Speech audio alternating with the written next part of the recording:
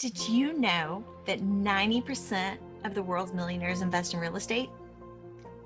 Well, I'm Angel with the Academy Presents Real Estate Investing Rocks, and I'm here to help you if you want to go for your piece of that pie. Hey guys, it's Angel from the Academy Presents Investing Rocks, and let me just say that getting stuff together after a 3-day weekend is wow. We'll just leave it at wow. It's for several hours this morning, I kept thinking it was Monday. It's not Monday. It's Tuesday. So been a bit of a wild day already, but can't really expect much different on a 3-day weekend.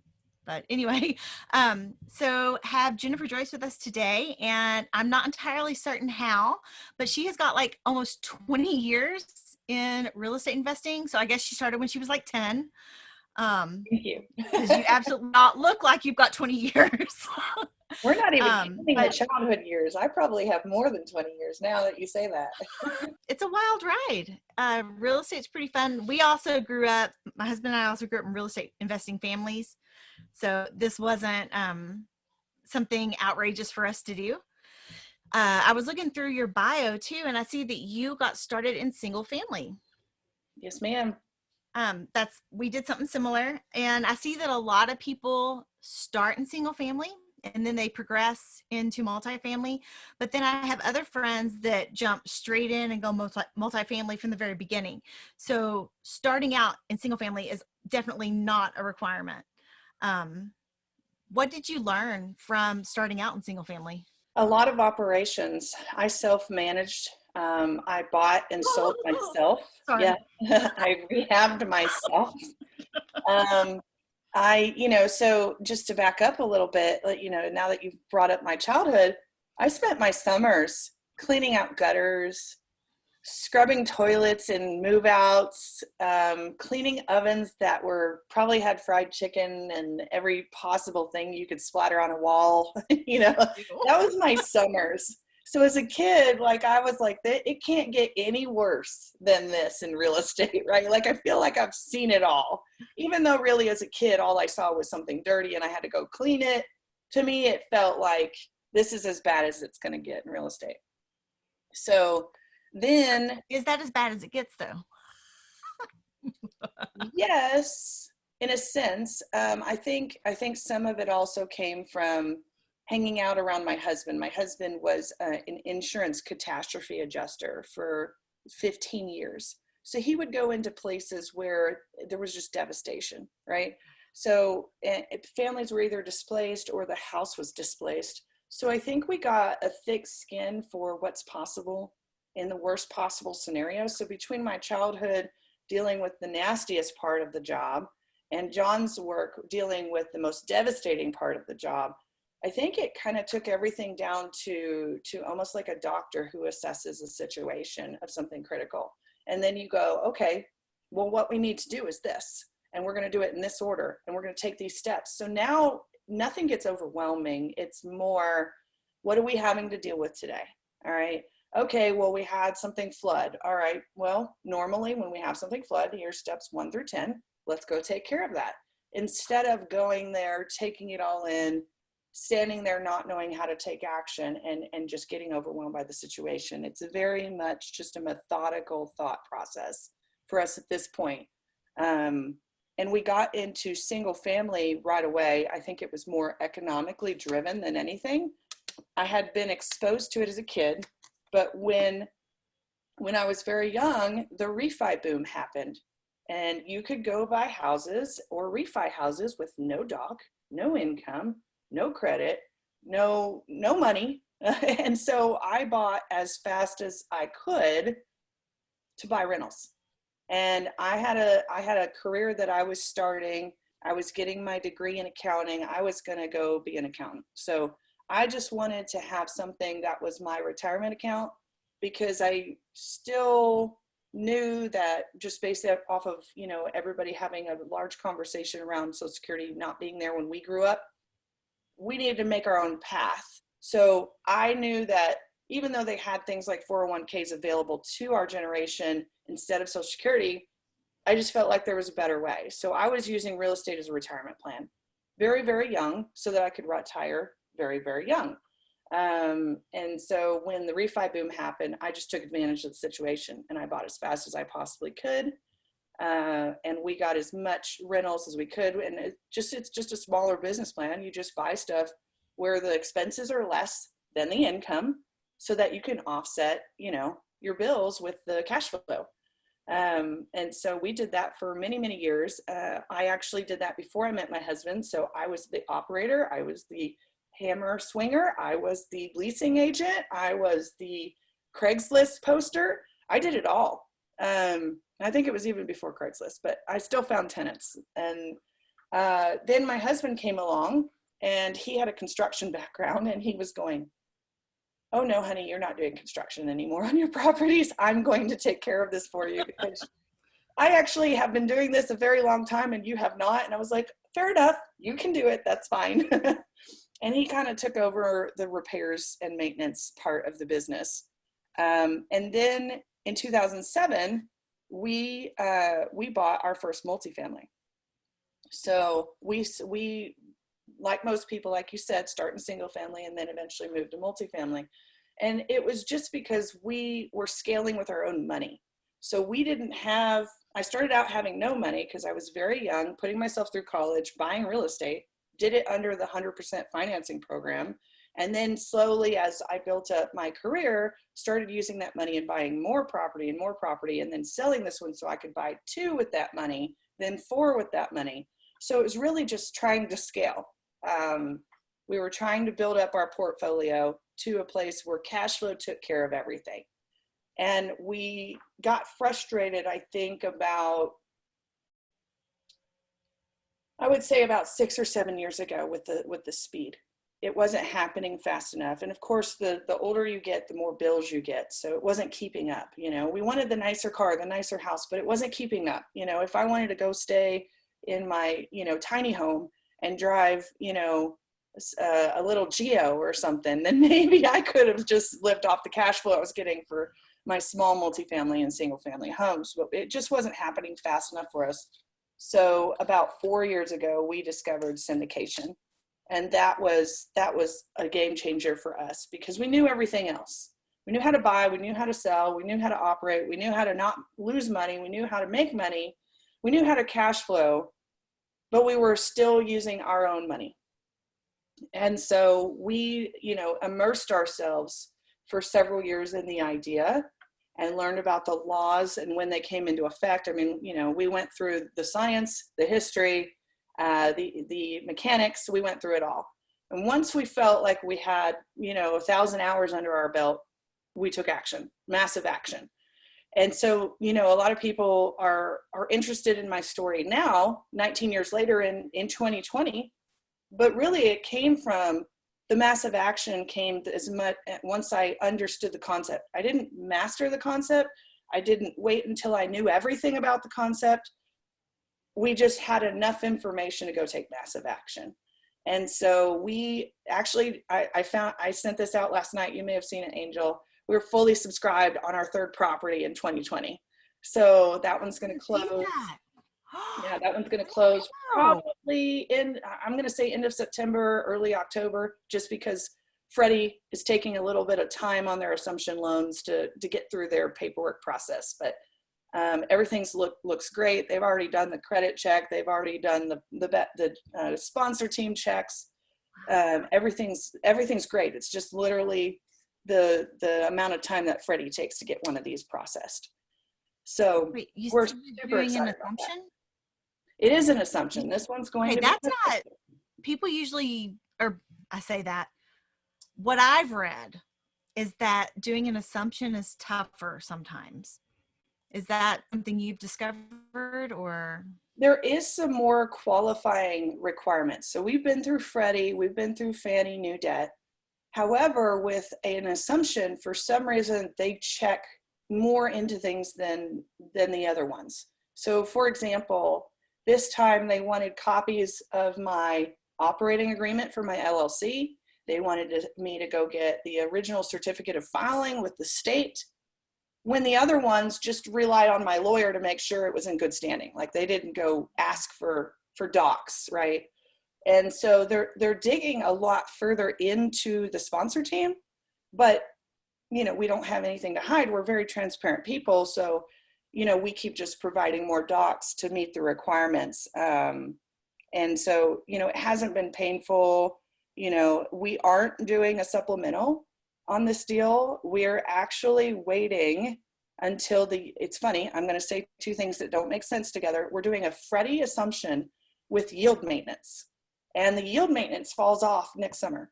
So we're going to do a cash out refi next summer instead of doing a supplemental right now. So our raise was a lot bigger than it had to be, but we saw a business plan that made sense to us, and we did that instead of the normal process where people are getting an assumption loan and a supplemental to offset maybe some of that LTV gap. Now the cash out refi doesn't usually happen that quickly, right? We're going to have to start as soon as we close, actually. So the minute we close on this deal, the application process could be quite lengthy. We're also looking at some other loan products. So we want to give it that runway to have enough time to where when July shows up next year, we've already been very much in the works of getting a refi through the application process. So, we're going to have those conversations just basically right after we close, find out what all their timelines are, and then take into account the number of holidays that are going to impact that timeline, and just try to hit it right around August 1st of next year. So do you feel that going at it this way, is that COVID driven, or just because of the way that this particular deal is structured? It's impacted by COVID. I think that without COVID in the picture, we would not have assumed that this was an option. We probably would have just said, oh, let's assume the loan or get new debt, and just take the hit for the yield maintenance. But we could have assumed the loan with an assumption and not had that extra penalty or period of time where they're now requiring, because of COVID, additional reserves to be given up front, and they'll give them back later if your debt service ratios and things are in line. So we probably wouldn't have gotten so out of the box thinking had COVID not been part of it. But we also got almost $1 million discount because of COVID on this deal after we were going to buy it anyway. So we retraded the deal because of COVID and used COVID to our advantage to go back to the seller and say, the future is unpredictable. We didn't expect this to happen. Here's a couple of options we'd like to see from you. Which one do you want to do? And so we did go back to the seller and say, we want you to lower the price. and they did. And so we moved forward with the sale because we got an additional discount from COVID. So that sweetened it and made it easier for us to work some numbers, work some more creative business plans into the mix of something we were going to buy anyways at a higher price. Now we had a little wiggle room. What could we do with that? What are some strategies we could implement?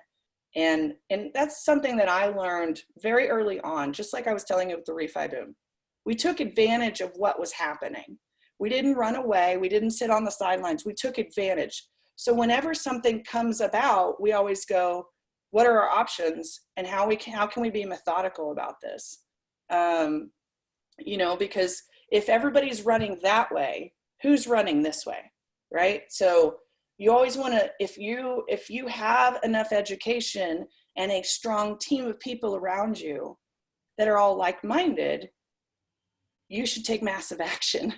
Now, that's not saying go be bullish and go buy a 1960s product right now that has 60,000 in delinquent COVID collections at full price, okay? Because I'm starting to see some very high price deals right now with very low cap rates.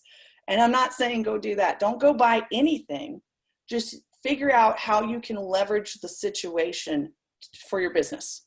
That's all I'm saying. And if anybody wants to meet with me one-on-one, I'm an open book. Schedule an appointment with me. I would love to strategize. I love playing Marcus Lemonis and telling you people, process, and product, and telling you where your gaps are and telling you how you can improve your business, whether you're an owner or somebody who's interested in syndicating. I'm an open book. Come on, let's talk. So do you feel like like the out of the box strategies that y'all have come up with, do you feel like you'll be able to continue using them in the future to get those better deals and make those numbers work a little bit better with more of the wiggle room? We have more strategies coming. So a lot of people like to use the term dry powder, and it is a real thing. We are stacking up dry powder right now so that we can change the message that we have to our brokers and our owners. We want to go to them and say, I've already got $10 million and I need to deploy it in the next 6 months. What do you have? Versus let me wait for an offering package to come out and let me look at it with 30 other people who haven't done a deal in 2020 and let us all decide who's going to pay the highest price. I'm not interested in doing that the longer this economic change happens. I'm wanting to turn it more into a buyer's market, and I'm wanting to change my messaging so that they know where I stand inside of this change. So I think, we may have a fourth deal come out that's just like the last three, where we put it under contract and we syndicate it and we offer it to our investors. But the fifth one for sure is going to be, hey, I already have this money. What do you got for me? Let me have a 24-hour look to give you a yes or no before you show it to anybody else. And I will tell you within 24 hours whether I'm going to buy it. And don't bring me anything that doesn't meet my criteria, right?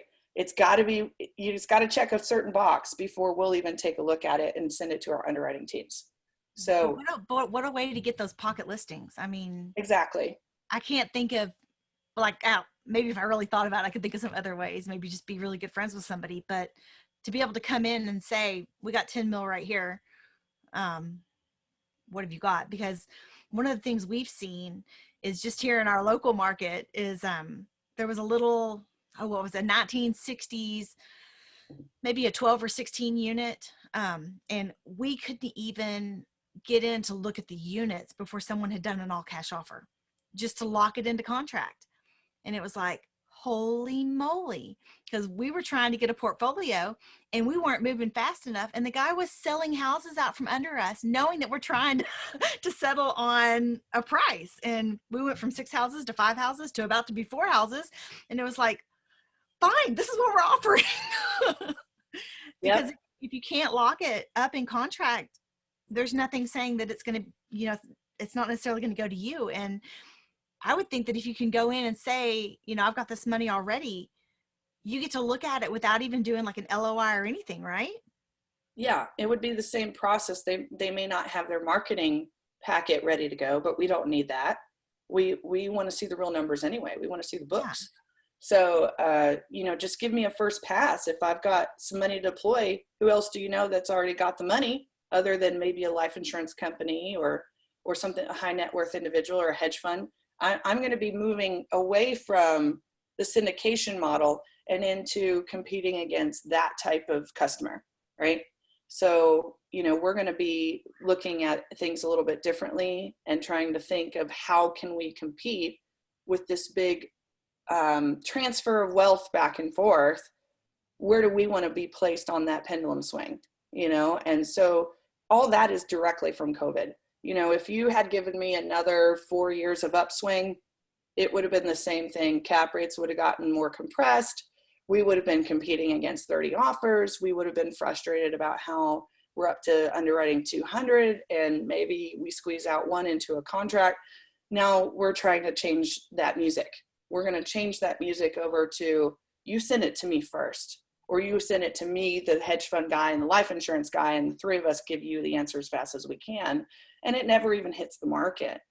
And so that's what we're moving towards, because this is our third downturn. We went through 9/11, did well. We went through 2008, we did well.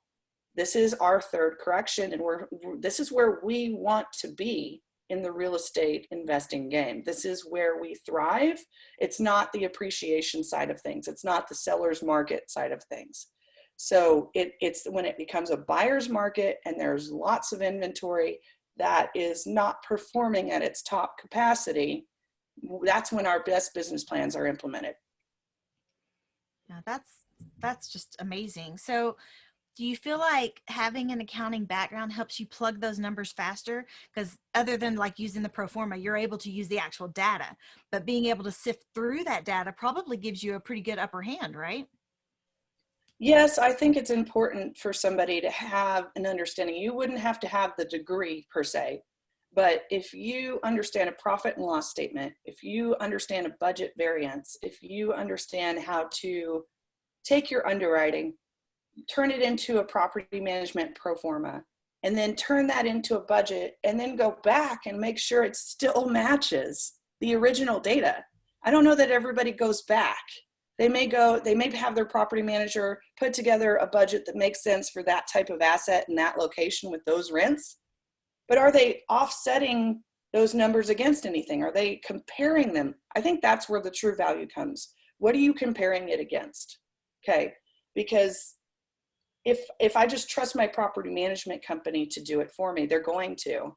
But where did they get their numbers from? Does it even match the pro forma they gave me when we were in the PSA stage and they quoted what they were going to do if they got the contract? Well, great, but how does that line up with my business plan? I have underwriting that showed up before the PSA. How does the budget stack up to that? You've got to go back and look at those things. And there's also something to be said for going back and looking at that even once a year, because that underwriting has usually a 5-year business plan involved in it. And when you reset that budget year over year over year with your property management company, did you go back and check it against what you promised your investors in the beginning? Because you'll get off course very quickly if it doesn't match at all, or your NOI isn't where it should be, or your expenses are going to be different than you thought. So, and you want to document that. You want to document, just like that's where accounting does that too. If we're ever off, there's a reason behind it, but we're not going to remember in another year. So document that reason. If you can't hit your year 2 numbers because you had to cut out late fees for COVID, well, then your income's going to be off, right? But let's document that the reason that your net income for year 2's budget isn't the same is because the feds came out with another policy that said you couldn't charge something. You know, just go ahead and write that down in a way to where if somebody ever wants to reference back why the total returns or why the cash on cash changed, you can go back and look at that history on that property in those books. Yeah. You know, So for people who are educating their tenants on how to get rental assistance, are those costs also being accounted for? no. Okay. No, if somebody's going to United Way or something like that and getting rental assistance, all it comes through on the books as a rent payment. We don't actually see the assistance. I have seen some things where maybe somebody goes into some sort of crime program where there was a domestic violence situation and the state offers some sort of rental assistance to remove them from that situation. But it's more paperwork in their lease file. It's still on paper, it's still just numbers. We received a check maybe from the state instead of the resident for 3 months. So, you know, it's at the end of the day, the books still look the same. You may categorize it differently, whether it's a housing voucher payment versus a cash payment. But still, you know, we don't need to get that granular as a passive investor to see how the money came through.